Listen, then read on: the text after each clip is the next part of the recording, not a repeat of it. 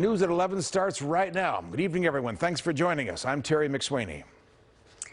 And I'm Anusha Rasta. The threats are not just against the governor, but also his family. All this as protesters targeted one of the largest vaccine clinics in the country. NBC Bay Area's Marianne Favro takes a closer look.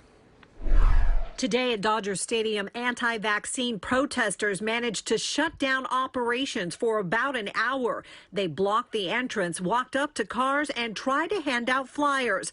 A lot of shouting, but no violence. Still a frustrating situation for all the people in line who had already waited hours.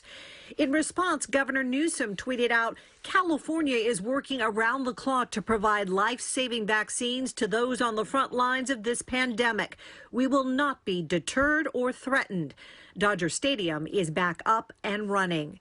The protest comes as efforts to recall the governor gain momentum, with more than 1.2 million signatures collected. So I think the major source of it is this almost year-long shutdown of the state, of the nation.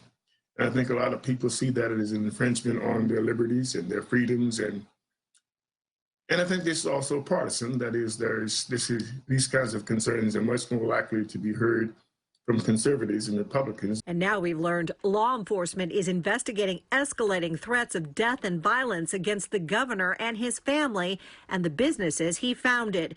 They include a threat to burn down one of the wineries owned by Plump Jack Group, which Newsom founded.